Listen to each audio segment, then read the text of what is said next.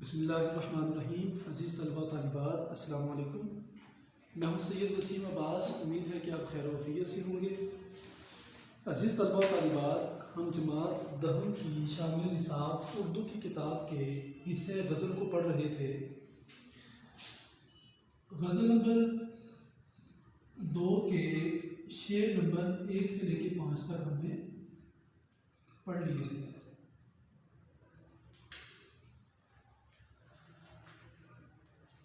آج ہم اس غزل کے شعر نمبر 6 اور 7 کو پڑھیں گے۔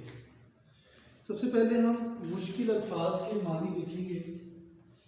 تب تک آپ کتاب کو ان کو سامنے رکھ دیجیے۔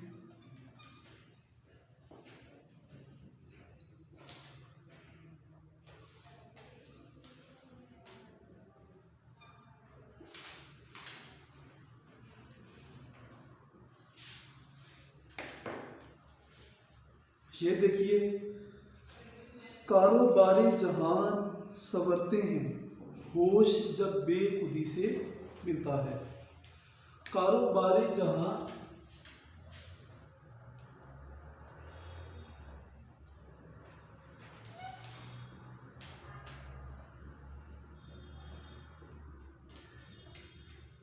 کاروبار جہاں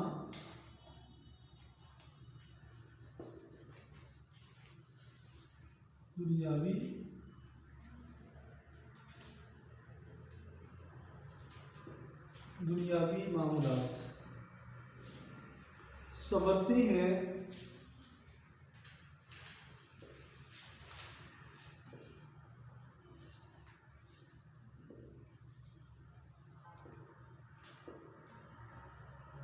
بہتر ہوتے ہیں۔ ہوش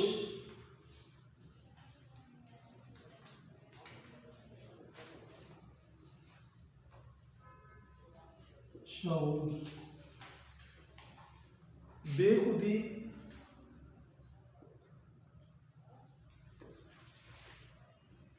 مدہوشی۔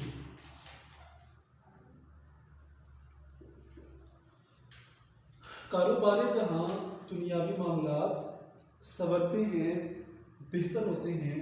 ہوش شعور بے خودی مدہوش ہونا۔ اب چلتے ہوئے شعر کی طرف۔ کاروبار جہاں دنیاوی معاملات سنورتے ہیں، یعنی دنیا کے معاملات وہاں سنورتے ہیں، ہوش جب بے خودی سے ملتا ہے۔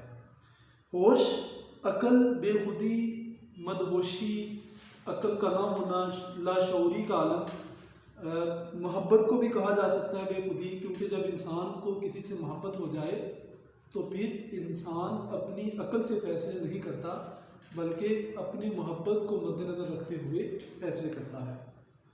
کاروبار جہاں سنورتے ہیں، دنیا کے معاملات وہاں سنورتے ہیں، جب ہوش جب بے خودی سے ملتا ہے، جب عقل اور شعور عشق کے مد مقابل آ جاتا ہے۔ یعنی آپ یوں سمجھ لیں کہ جب شعور اور محبت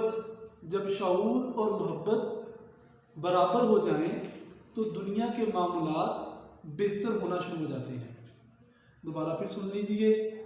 جب شعور اور عشق ہم پلہ ہو جائیں، برابر ہو جائیں، تو دنیاوی معاملات بہتر ہونا شروع ہو جاتے ہیں۔ عزیز طلبہ و طالبات، اللہ رب العزت نے ہر انسان کے ذمے دنیاوی کوئی نہ کوئی معاملات، کچھ نہ کچھ معاملات سونپے ہیں۔ کوئی لکڑی کا کام کرتا ہے، کوئی لوہے کا کام کرتا ہے، اور کوئی تدریس کا کام کرتا ہے، اور کوئی تعلم کا کام کرتا ہے۔ ہر شخص کسی نہ کسی معاملے میں الجھا ہوا ہے۔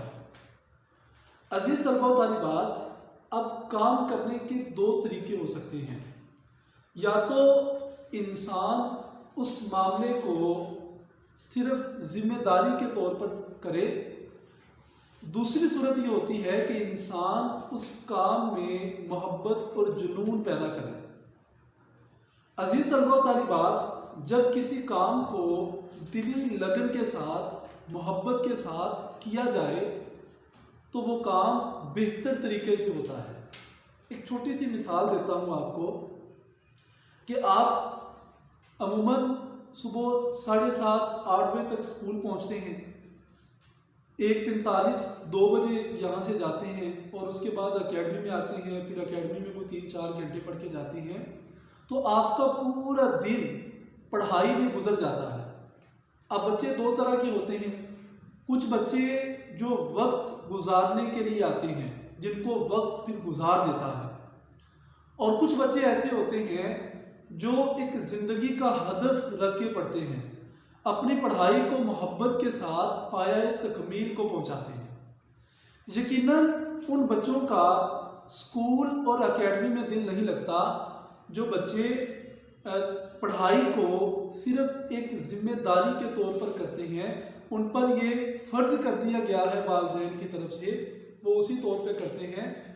انہیں یہ زندگی بڑی بامشقت محسوس ہوتی ہے، پڑھائی میں دل نہیں لگتا، اور ایسے طلباء و طالبات جو اپنے ہدف کو مقرر کرتے ہوئے پڑھائی کے ساتھ محبت کر لیتے ہیں، ان کا پڑھائی کرنا اور پایہ تکمیل کو جانا یہ آسان ہو جاتا ہے، انہیں مزہ آتا ہے پڑھنے کے اندر۔ عزیز طلباء و طالبات، ایسے ہی دنیا کے تمام معاملات ہیں، اگر ان کو دلی لگاؤ کے ساتھ کیا جائے، دلی محبت کے ساتھ کیا جائے، تو وہ دنیا کے معاملات بہتر طریقے سے سر انجام پاتے ہیں، چاہے وہ دنیا کے معاملات ہوں یا عشق خدا ہو۔ اگر اللہ تعالیٰ سے محبت کے بھائی انسان جھوٹا دعویٰ کرے اور محبت الہی کو دل میں نہ رکھے، تو یقیناً وہ محبت انسان کو کبھی بھی فائدہ نہیں دے سکتی۔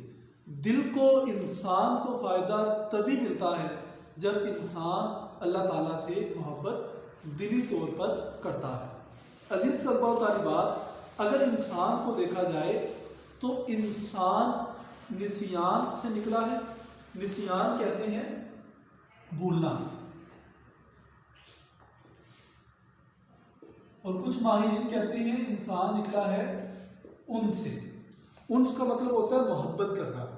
تو ان دونوں لفظوں میں مطابقت کچھ یہ ہوگی کہ جب انسان کسی سے محبت کرتا ہے اور اس محبت میں آ کر دنیا کی ہر چیز کو بھول جاتا ہے، جب انسان اپنے کسی کام سے، اپنے کسی معاملے سے محبت کر لیتا ہے اور اس محبت میں آ کے باقی پوری دنیا کو بھول جاتا ہے، پھر انسان کو اس معاملے میں دقت پیش نہیں آتی اور وہ معاملہ جلدی ہی بہتر طریقے سے مکمل ہو جاتا ہے۔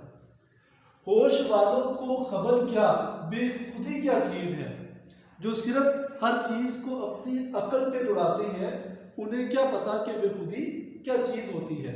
شاعر کہتے ہیں عشق کیجئے پھر سمجھیے زندگی کیا چیز ہے۔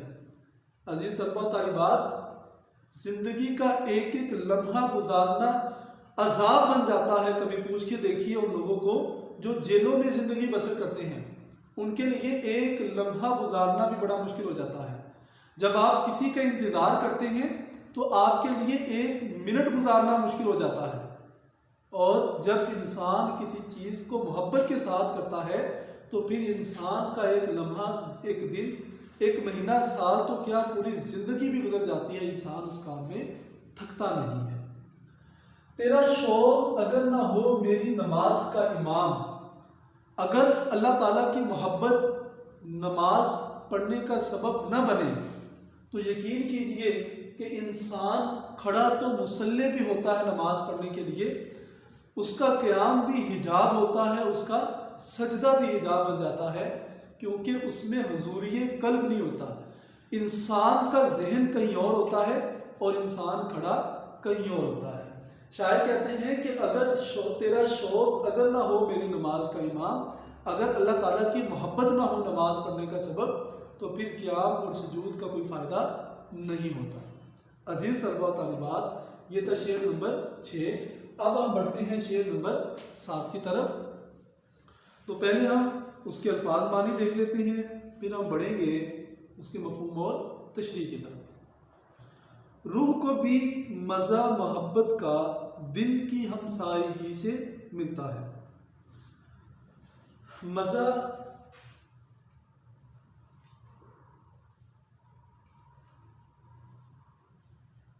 لطف ہمسائیگی پڑوس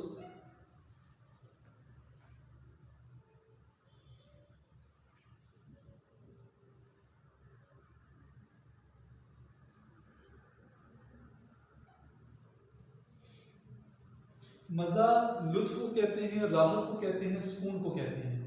ہمسائیگی ہمسایہ ہونا، پڑوس میں ہونا کو کہتے ہیں۔ یہ مشکل الفاظ کے معنی تھے۔ اب ہم بڑھتے ہیں شعر کو سمجھنے کی طرف، اور جس بچے کو یہ شعر سمجھ نہ آئے، خلاصوں سے یہ شعر سمجھ نہیں آتا، اس کو ذرا توجہ اور غور سے سن لیجیے۔ روح کو بھی مزہ محبت کا دل کی ہمسائیگی سے ملتا ہے۔ شعر کو سمجھیے۔ روح کو بھی مزہ محبت کا، روح کو محبت کا مزہ اس وقت آتا ہے، دل کی ہمسائیگی سے ملتا ہے جب اس کی ہمسائیگی میں دل پرسکون ہو۔ عزیز طلباء و طالبات، ہمارے روح اور ہمارے دل کا تعلق بڑا مضبوط ہے۔ اگر روح بے چین ہو تو انسانی دل بھی پرسکون نہیں ہو سکتا۔ شاعر کہتے ہیں روح کو بھی مزہ محبت کا، روح کو محبت کا مزہ اس وقت آتا ہے جب روح دل کی ہمسائیگی میں پرسکون ہو۔ دوبارہ پھر سماعت کر لیجیے۔ روح کو محبت کا لطف اس وقت محسوس ہوتا ہے جب روح دل کی ہمسائیگی میں پرسکون ہو۔ عزیز طلباء طالبات، یہ اس کا مفہوم تھا۔ اب ہم بڑھتے ہیں اس کی تشریح کی طرف۔ تشریح طلب شعر میں شاعر بیان کرتے ہیں کہ روح کو مزہ محبت کا اس وقت آتا ہے جب اس کی ہمسائیگی میں دل پرسکون ہو۔ عزیز طلباء و طالبات، انسانی جذبات جو سب سے پہلے اثر انداز ہوتے ہیں وہ انسان کا دل ہے۔ جب انسان کو کوئی خوشی پہنچتی ہے تو سب سے پہلے اس کے دل کو خوشی محسوس ہوتی ہے، اور جب انسان کو کوئی غم پہنچتا ہے تو وہ غم بھی انسان کے پہلے دل کو محسوس ہوتا ہے۔ یہی تو وجہ ہے کہ انسان کو کوئی تکلیف پہنچے تو سب سے پہلے اس تکلیف کا اثر، بیماری انسان کے دل کو لگتی ہے، اور دل اس وقت سکون میں رہتا ہے جب روح سکون میں رہے۔ عزیز طلباء و طالبات، اگر اسے تصوفانہ طریقے سے دیکھا جائے تو یاد رکھیں کہ اللہ رب العزت نے قرآن مجید میں ارشاد فرمایا، الا بذکر اللہ وتطمئن القلوب، اللہ کے ذکر سے دلوں کو سکون ملتا ہے۔ اب اللہ کے ذکر سے دلوں کو سکون کیسے مل سکتا ہے؟ یاد رکھیں کہ روح اور دل کا بڑا گہرا تعلق ہے۔ بعض اوقات انسان کو کوئی غمی نہیں ہوتی، اس کے باوجود انسان بے چینی کی زندگی بسر کر رہا ہوتا ہے۔ اس کی وجہ کیا ہے کہ انسان کی روح کو انسان اللہ تعالیٰ سے دور کر بیٹھتا ہے۔ جب انسان اللہ تعالیٰ کے سامنے جھکتا ہے، اس کی بندگی اختیار کر لیتا ہے، تو روح پرسکون ہو جاتی ہے اور دل بھی محبت الہی میں پرسکون ہو جاتا ہے۔ اور اگر انسان اللہ تعالیٰ سے محبت نہیں رکھتا، اس کی بندگی اختیار نہیں کرتا، تو پھر انسان کی روح بھی تڑپتی رہتی ہے اور اس کی ہمسائیگی میں دل بھی تڑپتا رہتا ہے۔ عزیز طلباء و طالبات، جس کو حدیث مبارکہ میں یوں بیان کیا گیا ہے، جسم میں ایک خون کا لوتھڑا ہے، جب وہ درست ہوتا ہے تو سارا جسم درست ہوتا ہے، جب وہ بگڑتا ہے تو سارا جسم بگڑ جاتا ہے۔ عزیز طلباء، وہ خون کا لوتھڑا کیا ہے؟ وہ ہے انسان کا دل۔ اگر دل سکون میں نہ ہو تو انسان کا پورا جسم سکون میں نہیں ہوتا۔ عزیز طلباء و طالبات، آج ہم نے شعر نمبر 6 اور 7 کو پڑھا۔ غزل کے تمام اشعار مکمل ہو چکے ہیں۔ آخر پہ ایک بات کو سمجھ لیجئے کہ اس غزل کا آخری شعر جو شعر نمبر 7 بنتا ہے، اس کو ہم مقطع نہیں کہہ سکتے، کیونکہ مقطع کے لیے 2 شرائط کا ہونا ضروری ہے۔ نمبر 1 غزل یا نظم کا آخری شعر ہو تو یہ یقیناً غزل کا آخری شعر ہے، ایک شرط پائی جاتی ہے۔ دوسری شرط یہ ہے کہ اس میں شاعر نے اپنا تخلص استعمال کیا ہو۔ تخلص شاعر کا وہ نام جو شاعر شاعری میں استعمال کرتا ہے، تو اس میں شاعر نے اپنا تخلص استعمال نہیں کیا، لہٰذا اس کو آخری شعر تو کہا جا سکتا ہے لیکن مقطع نہیں کہا جا سکتا۔ تو عزیز طلباء و طالبات، اس کے ساتھ ہی اجازت دیجیے، اگلے لیکچر میں ہم مشقی سوالات کے ساتھ دوبارہ پھر ملیں گے۔ اپنا خیال رکھیے گا، اللہ حافظ۔